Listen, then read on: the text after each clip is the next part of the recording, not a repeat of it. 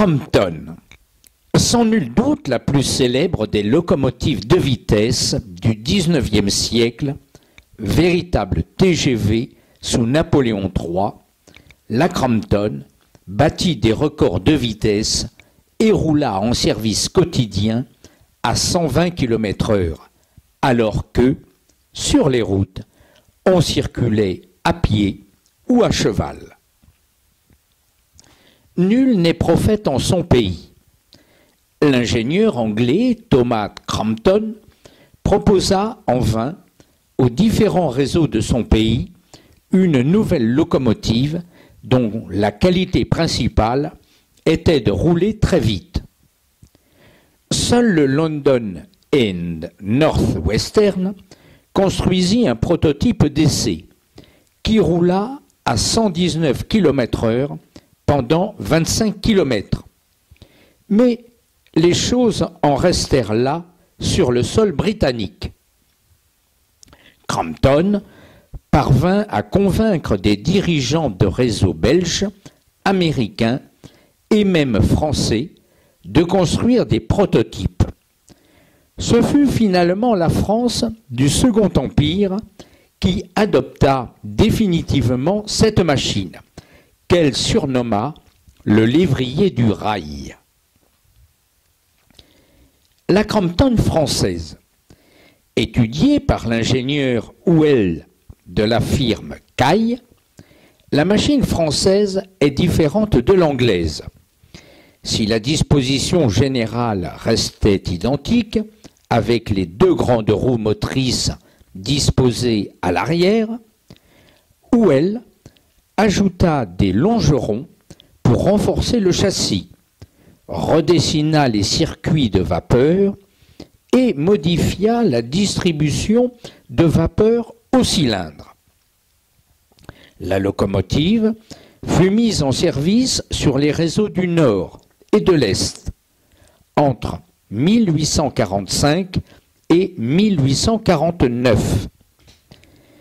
Le réseau du Nord pratiquait déjà une politique de vitesse qui fut payante pour les décennies suivantes. Le réseau du PLM commanda à son tour des Crompton à partir de 1849. En 1853, par décret, Napoléon III fixa la vitesse maximale de ces locomotives à 120 km/h. Mais très souvent, des vitesses supérieures furent atteintes. Ces locomotives durèrent jusque vers 1870, époque où des machines à deux essieux moteurs les supplantèrent en tête de trains rapides plus lourds. Napoléon III à 100 km/h. Napoléon III a voyagé entre Marseille et Paris en 1855 à une moyenne de 100 km/h dans un train tiré par une Crompton. Voilà ce que l'on peut lire dans bien des livres d'histoire. L'exploit était théoriquement possible, mais encore fallait-il que la ligne fût achevée, ce qui n'était pas encore le cas en 1855. Cela était également possible, non avec une Crompton, mais avec une succession de machines prêtes, sous pression et en attente dans les dépôts, et rapidement mises en tête du train impérial, assurant ainsi des relais traction immédiats. Et il fallait enfin que la voie soit totalement dégagée et que tous les signaux soient en position voie libre. La signalisation de l'époque n'était pas encore enclenchée avec les appareils de voie et ne permettait pas la sécurité nécessaire des mouvements. Tout ceci supposé, une Crampton disposait bien de la puissance nécessaire pour remorquer les 2 ou 3 voitures du train impérial à cette vitesse. Mais l'exploit a-t-il réellement été réalisé? Voici les caractéristiques techniques de la Crampton.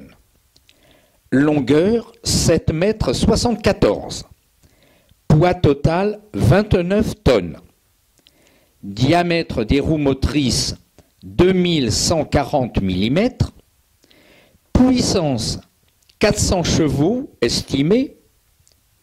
Vitesse 120 km/h. Diamètre des cylindres 400 mm. Course des pistons 550 mm.